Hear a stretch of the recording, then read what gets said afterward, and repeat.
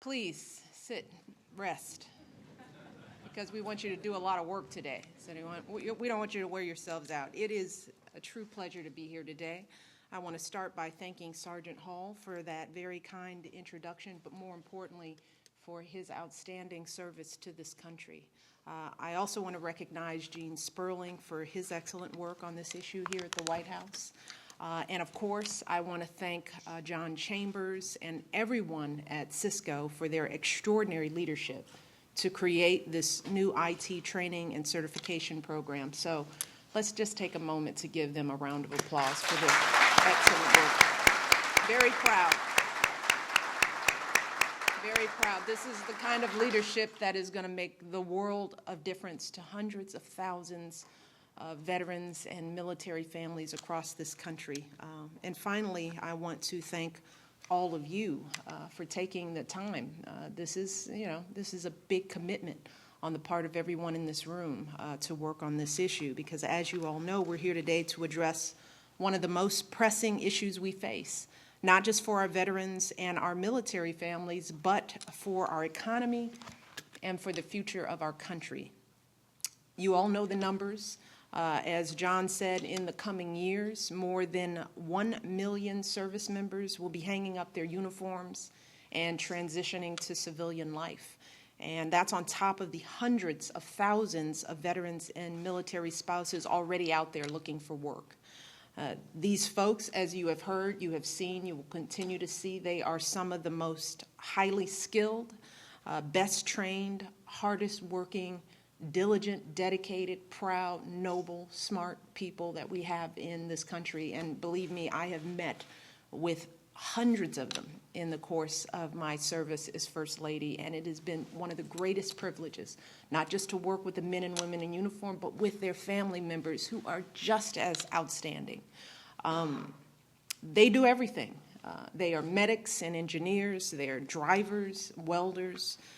They're folks like Sergeant Hall with years of experience at the highest levels of our military. And they are eminently qualified to do the very jobs that employers across this country are desperate to fill. But too often, because of red tape or outdated rules or simple lack of coordination, our men and women in uniform come home only to find that the training and experience they've gotten during their time in uniform simply doesn't count. Or they discover that the credits that they've earned in military courses don't actually transfer when they enroll in college. So they're turned away from jobs that they're more than qualified to do. Or they wind up paying to do the same coursework over again.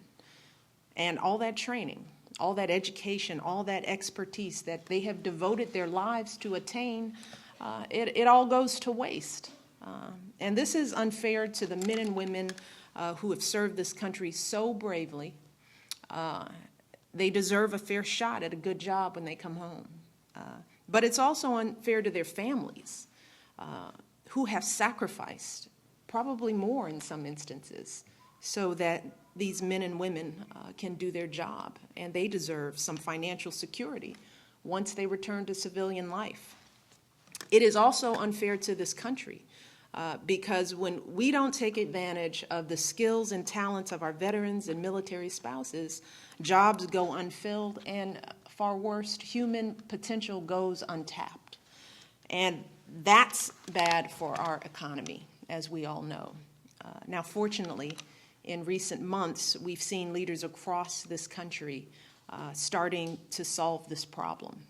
We have seen dozens of governors and state legislators passing laws that clear away all the red tape so that veterans and military spouses can get the licenses they need for the jobs they're qualified for.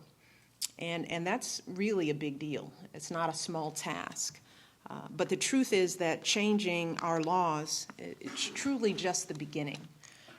Because even the best laws in the world won't make a difference until companies are actually making those job offers.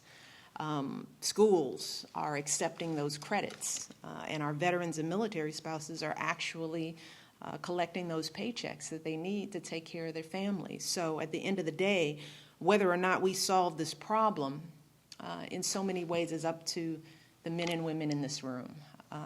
That's why we've invited you to the White House today to participate in these roundtables. So today I hope that you will start working together to figure out where the gaps are and how we can work together to close those gaps. If you have a program or a curriculum that's working at your school or your hospital or your company, we really want you to share that information. Here, tell people about it. Be proud of it. Share your material so that others can replicate what you're doing in communities across this country. Because we have to be prepared to accept our military members, our veterans and service members, wherever they land in this country after their service. If you think there are courses or certifications that our military should be offering to better prepare members to transition, or you think they need to revise what they're currently offering to make it more relevant, don't be shy, speak up, let them know. They're used to getting good, strong feedback. They're tough. We have representatives from the Department of Defense and across the federal government who have come here today for exactly that reason, because they want to hear your thoughts and they want to learn and grow and develop and make sure that we're all working together. In short, today is your chance to make the connections, form the partnerships that our veterans and military families need and deserve. And remember, it was roundtables like these that led to the creation of the IT training and certification partnership that we are announcing today. It was this kind of work that led to this initiative. And I hope you all will use this new partnership as a model because it is an outstanding example of what can happen when industries come together with our armed forces on behalf of our veterans.